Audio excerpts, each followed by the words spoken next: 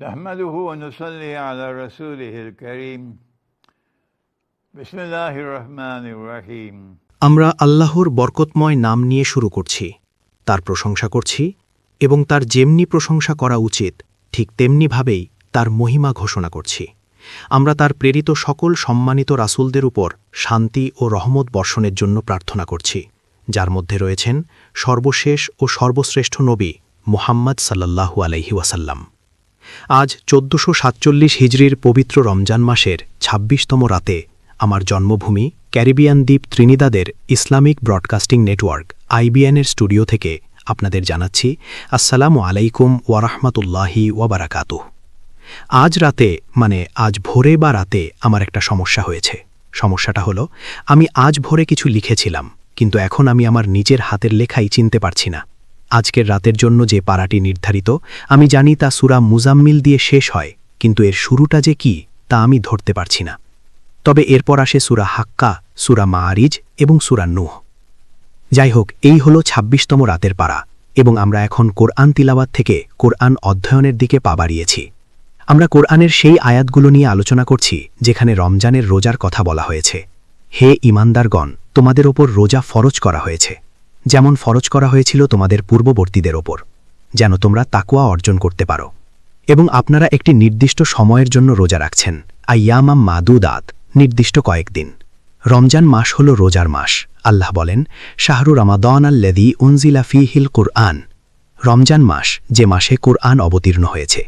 ফামান শাহিদা মিনকুমুশ শাহরা ফালিয়াসুমহু, কাজেই তোমাদের মধ্যে যে কেউ এ মাস পাবে সে যেন রোজা রাখে। তো রোজা হল পুরো এক মাসের জন্য। ফামান শাহিদা মিনকুমুশ শাহরা ফালিয়াসুমহু, যে ব্যক্তি রমজান মাস প্রত্যক্ষ করবে। এখন প্রশ্ন হল, আমরা কিভাবে প্রত্যক্ষ করি? আমরা কি রমজান মাসকে কোনো কাগজের টুকরো দিয়ে প্রত্যক্ষ করি? আমরা কি সাইরেন বাজিয়ে প্রত্যক্ষ করি? না না না, আমরা চাঁদ দেখে প্রত্যক্ষ করি। কোন চাঁদ? কোন চাঁদ?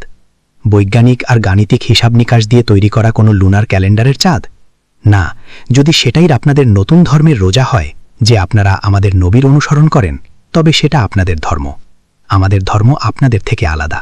আমাদের নবী বলেছেন, সুমু লিরুইয়াতিহি ওয়া আফতিরু লিরুইয়াতিহি, চাঁদ দেখে রোজা রাখো এবং চাঁদ দেখে রোজা ভাঙো। এটাই আমাদের নবী বলেছেন। আপনারা এটা ভুলে যেতে পারেন, কিন্তু আমি ভুলব না। আমরা কখনোই এটা ভুলব না।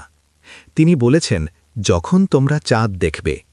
কাজেই আমরা যখন চাঁদ দেখব তখন রমজানের রোজা শুরু করব, আর যখন পরবর্তী চাঁদ দেখব তখন আমরা মাস শেষ করব। এবং এটা সম্ভব নয় যে পৃথিবীর সবাই একই সাথে একই নিয়মে চাঁদ দেখবে। না, পৃথিবীর এক প্রান্তে আমি হয়তো চাঁদ দেখতে পারি আর আপনি হয়তো নাও দেখতে পারেন। তাই আমরা কখনোই কখনোই কখনোই রমজান মাস সবাই মিলে একই দিনে শুরু করিনি। এমনটা কখনো হয়নি। কিন্তু আপনারা চেয়েছেন এমনটা হোক, তাহলে আপনারা আপনাদের পথে চলুন এবং আপনাদের ধর্ম নিয়ে আপনারা থাকুন। এটা আমাদের ধর্মের চেয়ে আলাদা। আমরা সবাই মিলে কখনোই একই দিনে রমজান মাস শুরু করব না। ১৪০০ বছরে এমনটা কখনো হয়নি। কিন্তু আপনারা চান এটা হোক। আপনাদের নতুন ধর্ম নিয়ে আপনারা এখন এটাই চান। আপনারা আপনাদের পথে যান এবং আমাদের একা থাকতে দিন। তো এখন আল্লাহ আমাদের রোজার জন্য একটি নতুন আইন দিয়েছেন। আমরা যখন মক্কা ছেড়ে মদিনায় হিজরত করলাম, তখন আমরা ইহুদিদের মাঝে বসবাস করছিলাম। তারা রোজা রাখত, আর আমাদের নবীও তাদের সাথে রোজা রেখেছিলেন। মুসলিম সম্প্রদায় ইহুদিদের সাথে ১৭ মাস ধরে রোজা রেখেছিল। আমরা সূর্যাস্ত থেকে সূর্যাস্ত পর্যন্ত রোজা রাখতাম। এটাই ছিল ইহুদিদের রোজা। আপনি যদি ইরানে থেকে থাকেন, তবে আপনার জন্য আমি আবার বলছি, ইহুদিরা সূর্যাস্ত থেকে সূর্যাস্ত পর্যন্ত রোজা রাখত, আর আমরা ১৭ মাস এভাবেই রোজা রেখেছি। কিন্তু তারা প্রতিদিন রোজা রাখত না। বছরের বিক্ষিপ্ত কিছু দিনে তারা রোজা রাখত, আর আমরাও সেভাবেই রাখতাম, যতক্ষণ না আল্লাহ আমাদের তাদের থেকে আলাদা করলেন এবং আল্লাহ একটি সম্পূর্ণ নতুন ধর্মীয় সম্প্রদায়, একটি উম্মাহ তৈরি করলেন। আমরা ১৭ মাস ধরে জেরুজালেমের দিকে ফিরে নামাজ পড়তাম। ওটাই ছিল আমাদের কিবলা, জেরুজালেম, জেরুজালেম, জেরুজালেম। কিন্তু আল্লাহ যখন আমাদের তাদের থেকে আলাদা করলেন, তখন তিনি আমাদের একটি নতুন কিবলা দিলেন। একেই বলা হয় নস্ক বা রহিতকরণ। আল্লাহ সূরা বাকারায় এই সম্পর্কে বলেছেন, মা নানসাহ মিন আয়াতিন আও নুনসিহা না'তি বিখাইরিন মিনহা আও মিথলিহা। আমি কোনো আয়াত রহিত করলে বা ভুলিয়ে দিলে তার চেয়ে উত্তম বা তার সমকক্ষ কোনো আয়াত নিয়ে আসি। কিন্তু আল্লাহ যখন কোনো আইন বাতিল করেন তিনি তা নতুন উম্মার জন্য বাতিল করেন, পুরনোদের জন্য নয়। তিনি বলেন, পুরনোদের এখনও জেরুজালেমের দিকেই ফিরতে হবে, ওটাই এখন তাদের কিবলা, ওটাই তাদের কিবলা, ওটাই তাদের কিবলা। আর তোমাদের এখন মক্কার দিকে ফিরতে হবে, এটাই এখন তোমাদের কিবলা। তোমরা জেরুজালেমের দিকে ফিরবে না এবং তারাও মক্কার দিকে ফিরবে না, তোমাদের প্রত্যেককেই নিজ নিজ কিবলার দিকে ফিরতে হবে। এটাই হল নস্ক মানসুখ এর বিধান। তাই এখন তিনি আমাদের রোজার নতুন বিধান দিয়েছেন। আমাদের রোজার নিয়ম এখন আপনাদের রোজার নিয়মের চেয়ে আলাদা। আপনাদের নিয়ম অনুযায়ী আপনাদের সূর্যাস্ত থেকে সূর্যাস্ত পর্যন্ত রোজা রাখার কথা, ওটা আপনাদের নিয়ম, আর এটা আমাদের নিয়ম, এবং দুটোই একই ঈশ্বরের কাছ থেকে এসেছে।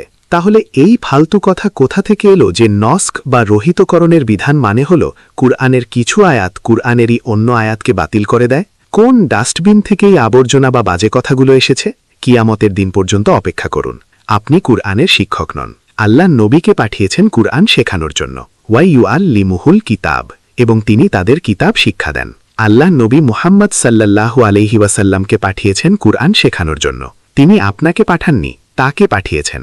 আর তিনি কখনোই বলেননি যে কুরআনের কোনো আয়াত অন্য কোনো আয়াতকে বাতিল করে দেয়। তিনি কখনোই এমন কথা বলেননি, কিন্তু আপনারা বলছেন। ওই আবর্জনা নিয়ে কিয়ামতের দিনের জন্য অপেক্ষা করুন, বিচার দিবসের জন্য অপেক্ষা করুন। কুরআনের কোনো আয়াত কুরআনের অন্য কোনো আয়াতকে বাতিল বা রহিত করে না। আমি জানি না আপনারা এই ফালতু কথা কোথা থেকে পেয়েছেন। বাতিল বা রহিতকরণ আসলে কি তা আমরা এখানেই দেখতে পাচ্ছি। 17 মাস ধরে আমাদের রোজার যে নিয়ম ছিল, আল্লাহ এখন আমাদের জন্য তা বাতিল করেছেন, কিন্তু তাদের জন্য করেননি। এবং এখন আমাদের জন্য রোজার একটি নতুন বিধান রয়েছে। রোজার নতুন বিধানটি কি? আপনাকে টানা 1 মাস রোজা রাখতে হবে, আইয়ামান মাদুদাতিন, নির্দিষ্ট কয়েকদিন। আমি আপনাদের কোরআন শেখাচ্ছি, সম্ভবত যেভাবে আপনারা আগে কখনো শেখেননি। এটা হলো কোরআন অধ্যয়নের সময়, তিলাওয়াতের সময়টা আগে ছিল। আমরা রমজানের এই শেষ সপ্তাহে এখনও কোরআন তিলাওয়াত করছি, কিন্তু এখন আমাদের অগ্রাধিকার তিলাওয়াত নয়, এখন অগ্রাধিকার হলো কোরআন অধ্যয়ন বা বোঝা। আর কোরআন অধ্যয়নের একটি সুনির্দিষ্ট পদ্ধতি রয়েছে।